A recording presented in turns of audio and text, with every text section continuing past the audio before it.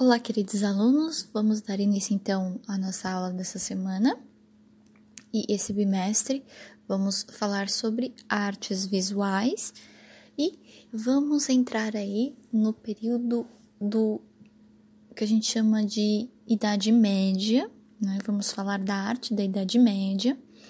Vamos primeiro conhecer um pouquinho sobre os estilos medievais, para que depois a gente possa trabalhar com algumas técnicas visuais que existem, né, nesse período. A gente vai reproduzir algumas, mas antes a gente vai conhecer esses estilos, né, e quais são as suas principais características, os seus principais elementos. Vamos lá?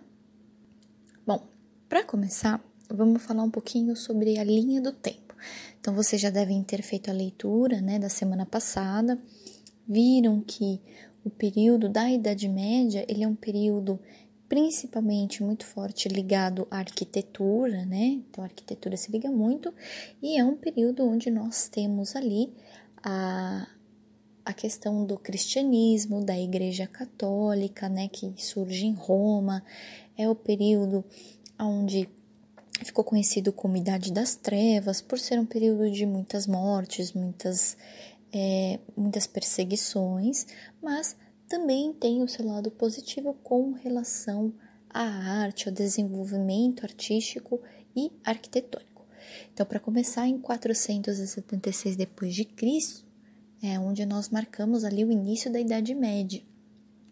E já nessa época, nós temos manifestações da arte paleocristã, que são as primeiras manifestações de arte feitas por aqueles que passaram a acreditar em Cristo. A partir do século XII d.C., nós vamos ter o estilo românico na Europa. No século XII surge o estilo gótico também na Europa. E a partir do século XIII, onde nós vamos dizer que é o fim da Idade Média, nós vamos ter as primeiras manifestações artísticas que darão origem ao Renascimento ainda na Idade Média. Então, se a gente for ver essa linha do tempo, ela vai começar quando nós já temos ali uma expressão sobre o cristianismo e vai durar todo esse período trazendo essa questão da religião cristã para dentro da arte. Então, agora a gente vai ter temas bíblicos, coisas ligadas à religião cristã na arte europeia. O primeiro movimento artístico que marca ali o início da Idade Média, mesmo já ocorrendo no final do Império Romano, é a arte paleocristã. Paleocristã ou paleocristianismo, né, não é um estilo, mas são todas as formas artísticas produzidas por um cristão ou para um cristão, né, durante esse período do Império Romano do Ocidente, ali, final do Império Romano e início da Idade Média. Então, o que é, afinal de contas, a arte paleocristã? Ela é uma arte que vai trazer algumas características para ajudar os seguidores de Cristo a identificar os locais aonde eles poderiam fazer os seus encontros e falar sobre Cristo, né? Então, esses encontros, eles eram feitos em cavernas, em catacumbas, e eles deixavam ali registrado algumas pinturas para simbolizar que aquele local era um local seguro, né? Então, eles passam a pintar símbolos, narrativas da história cristã para poder ajudar a outros cristãos a aprender sobre a religião, né? Essa crença nova que surgiu ali no período do final do Império Romano. Lógico, eles vão adotar algumas técnicas de outras culturas, né, como a técnica do afresco, que vem da cultura greco-romana. Só que agora, o que vai ser pintado são temas ligados ao cristianismo. Então, a pintura, ela trazia alguns símbolos. Então, nas paredes dessas catacumbas, por isso que fala paleocristão, porque lembra muito a pintura, o tipo de pintura feito no Paleolítico. Eram pinturas feitas sobre as paredes dessas catacumbas, né? E são chamadas de afrescos, que são pinturas feitas sobre paredes, né? Representavam símbolos relacionados ao cristianismo. Então, o peixe, a uva, o cálice de vinho, o pão e até mesmo alguns personagens, né? Os apóstolos e o pastor ou a própria figura de Cristo ali sendo representada.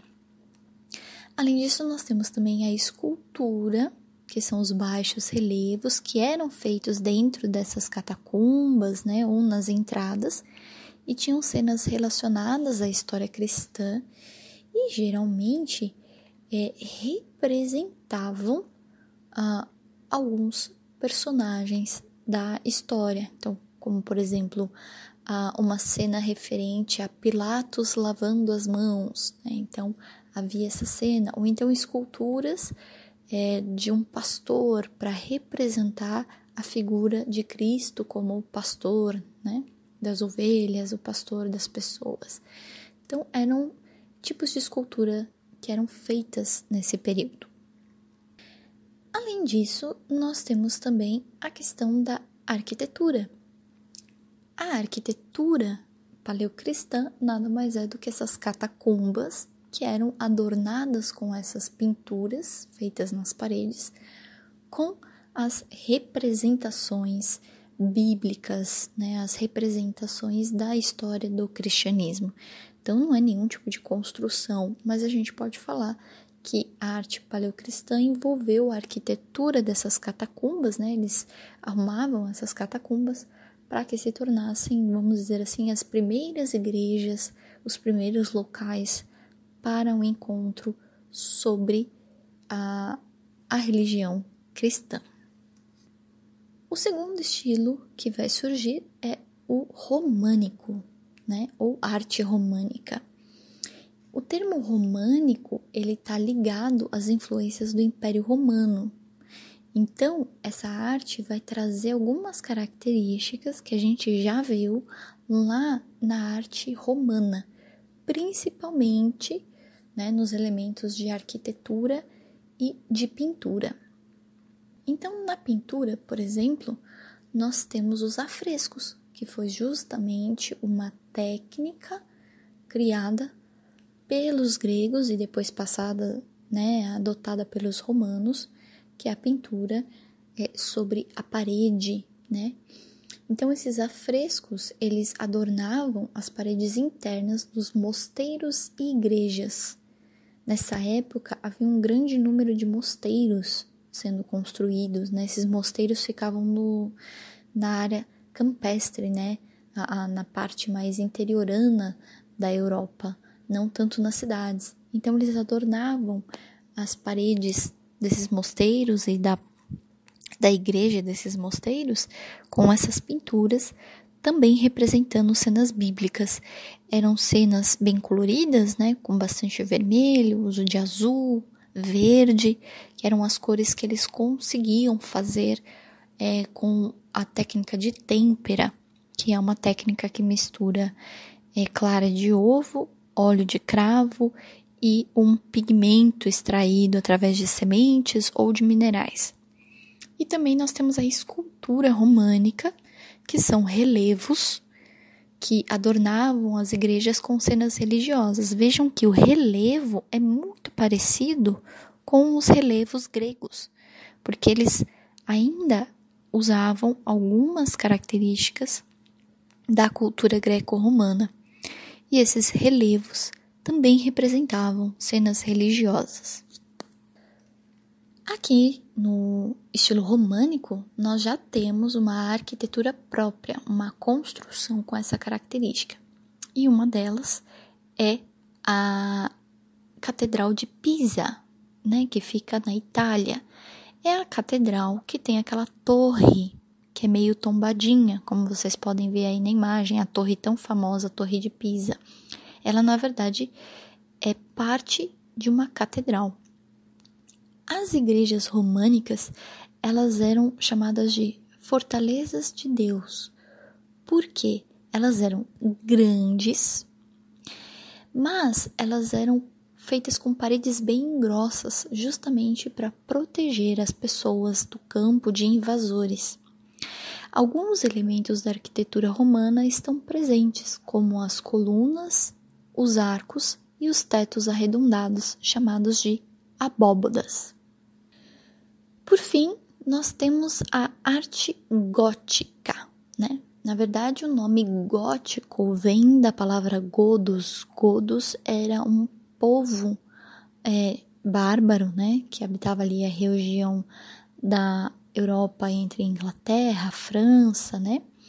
E eles tinham um tipo de construção que era muito alta e escura por dentro. Então, os arquitetos europeus, eles, a partir dessa ideia de construção alta e escura, tiveram a ideia de construir catedrais. Então, a arte gótica é uma expressão que vai começar na Baixa Idade Média, no século XII, e vai durar até o Renascimento.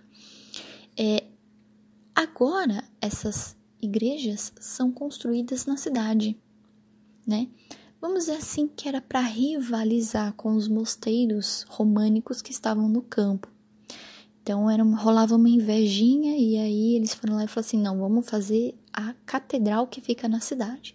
E aí surgiu, né, a ideia de construir igrejas grandes, altas, né, e escuras por dentro, mas que tinham uma iluminação diferente. E aí deram o nome de arte gótica. Quais são os elementos que adornam essas catedrais? Lembrando que as produções artísticas desse período são feitas dentro das igrejas, né? Estão muito ligadas à religião.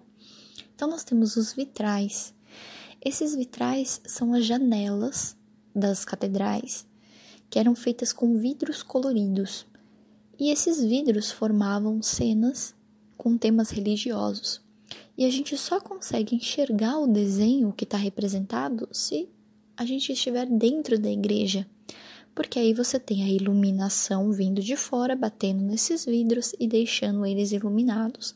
E aí nós temos esses vitrais. Por fora a gente não consegue identificar, por dentro a gente já consegue. Nas catedrais góticas também tinham esculturas. Na parte interna nós temos esculturas de santos, profetas, Maria, anjos. Já na parte externa nós temos algumas esculturas como as famosas gárgulas, que eram representação dos demônios.